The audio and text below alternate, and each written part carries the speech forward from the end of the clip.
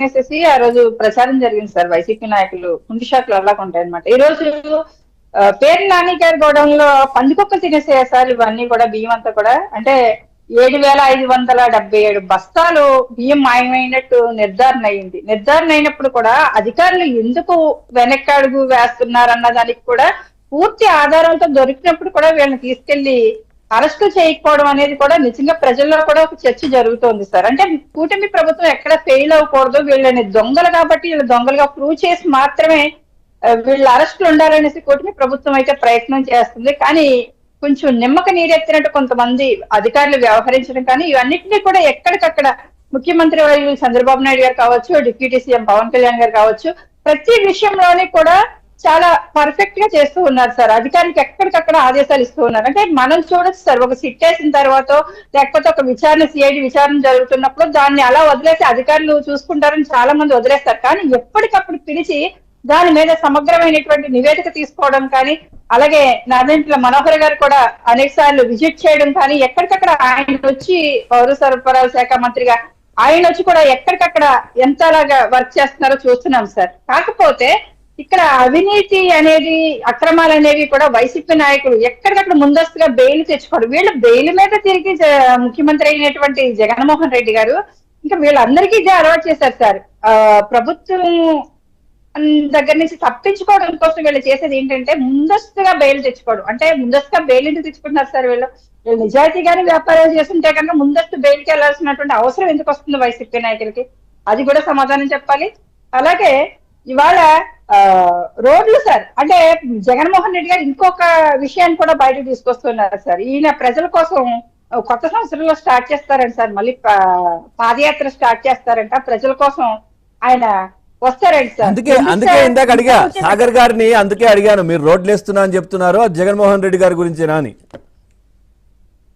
Sir రోడ్లు అనేవి జగన్మోహన్ రెడ్డి గారు 5 సంవత్సరాల్లో కూడా మీటర్ రోడ్ వేసింది ఎక్కడ కూడా కనిపించలేదు సార్. ఎందుకంటే గుడ్ మార్నింగ్ సీఎం సార్ అని అప్పుడు వైసీపీ గత ప్రభుత్వంలో వైసీపీ అధికారంలో ఉన్నప్పుడు మేము అనేక కార్యక్రమాలు చేపట్టడం జరిగింది జనసేన తరఫున. ఎక్కడా కూడా నిమ్మక నీరెత్తినట్టు కానీ ఎక్కడా కూడా పనిచేసినటువంటి పరిస్థితి లేదు. కానీ అది వెయ్యకపోవడానికి కూడా ఒక కారణం ఉందండి సార్. అప్పుడు ఆరోగ్యశ్రీ బిల్లులు ఎక్కువగా పెట్టుకోవడానికి వీళ్ళ హాస్పిటల్ డెవలప్ చేసుకోవడం కోసం కూడా రోడ్లు వేయలేదు అనేది కూడా ఒక నానుడు ఉంది సార్ ప్రజల్లో కూడా. ఎందుకంటే ఇవాళ చాలా క్లియర్ గా రోడ్లు వేస్తూ ఉన్నారు గ్రామ స్థాయి వరకు కూడా. అంటే 250 మంది జనాభా నివసించే ప్రాంతంలో మాత్రమే ఇది వరకు రోడ్లు వస్తాయి. ఇవాళ పిఎం గారి పుణ్యం అని 100 మంది నివసించే చోట కూడా రోడ్లు పడుతూ ఉన్నాయి. మారుమూల గ్రామాల్లో కూడా మనం చూసాం. మన్యంలో కూడా వెళ్ళి మా అధినేత పవన్ కళ్యాణ్ గారు, డిప్యూటీ సీఎం గారు ఏ విధంగా అక్కడ ప్రతి చోట రోడ్లు వచ్చే విధంగా చేయడం కానీ, ఇక్కడ చంద్రబాబు నాయుడు గారు కూడా ప్రతి దానికి కూడా సహకరించి మీరు పని చేయండి అని మంత్రిని ఆదేశించడం కానీ, ఇదంతా కూడా ప్రజలకు నచ్చింది సార్. ప్రజలకు నచ్చింది. కాకపోతే ప్రజలు కూడా వాళ్ళకి బలంగా కోరుకునేది ఏంటంటే సీఎం గారు, డిప్యూటీ సీఎం గారు ఇక్కడ కాకినాడ వచ్చిన తర్వాత ఇందులో జరుగుతున్నటువంటి ప్రతి అవకతవకలు బయటకు వచ్చే, వీళ్ళ దోపిడీ అంతా బయటకు వచ్చింది. మనకి ముఖ్యంగా ముందు చెప్పడం జరిగింది సార్, మన ప్యానెల్ లో ఉన్నటువంటి ప్రజలు కూడా చెప్పడం జరిగింది.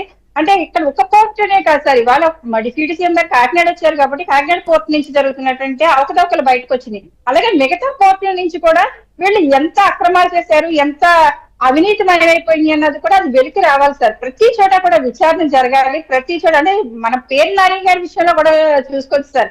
గతంలో చంద్రబాబు నాయుడు గారిని కానీ, డిప్యూటీ సీఎం పవన్ కళ్యాణ్ గారిని కానీ ఆయన ప్రెస్ మీట్లు పెట్టి ప్రజలకు చేసింది ఏమీ లేదు. కానీ దుమ్మెత్తి పోసి విపరీతమైనటువంటి అనుకూలమైన మాటలతో తిట్టేటువంటి పేరు నాని గారికి వాళ్ళు నేను సవాల్ చేస్తున్నారు సార్. మీ భార్యను కూర్చోబెట్టుకొని ఈ రోజు మీరు అవినీతికి పాల్పడలేదు, మేము ఎక్కడ అవినీతి చేయలేదని ప్రెస్ మీట్ పెట్టేటువంటి దమ్ము ఈ పేరు నాని గారికి ఉందా సార్ ఈ రోజు?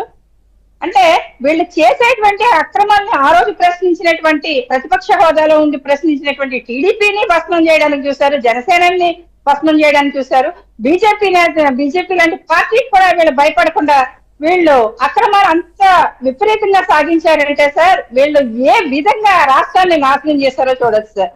ఎక్కడికక్కడ ఇవాళ జగన్మోహన్ రెడ్డి గారు ప్రజల కోసం పాదయాత్రలు, దండయాత్రలు ఏం చేయక్కర్లేదు సార్. ఆల్రెడీ ఆయన కూర్చోబెట్టారు కాబట్టి వెళ్ళి రెస్ట్ తీసుకోవచ్చు. ఎందుకంటే ప్రజలకు అవసరం లేదు. మీ పేదలకి పెత్తందారులకి మధ్య యుద్ధం ఉన్నప్పుడు మీ పెత్తందారులని ఎలాగ పేద ప్రజల యొక్క బియ్యాన్ని భక్షించే విధంగా మీరు పేదల మీద ఉసుగలిపి మీ జగన్మోహన్ రెడ్డి గారు మీరు ఎలాగా చేశారన్నది ప్రజలకి తేటతెల్లంగా క్లియర్ గా అర్థమైంది సార్. రైట్. సాగర్ గారు, నిఘా ఎట్లా ఉంది అంటే ఇప్పుడు మీరు విశాఖ పోర్ట్ కావచ్చు లేదంటే కాకినాడ పోర్ట్ వీటిపైన నిఘాలు పెడతా ఉన్నారు. ఏం జరుగుతోంది, మళ్ళీ ఏమైనా ఎక్స్పోర్ట్ అవుతున్నాయా బియ్యం ఇవన్నీ, లేదంటే ఏదైనా వస్తుందా డ్రగ్స్ లాంటివి అనేది పెట్టారు కదా, ఈ అదానీ పోర్ట్స్ ఇవన్నీ కూడా ఉన్నాయి కదా, వాటిపైన ఏంటి పర్యవేక్షణ? ఒకటిసారి ఇప్పుడు ప్రభుత్వం నిఘా అనేది అది ఓపెన్ గా ఎవరికి తెలియదు. అది చాలా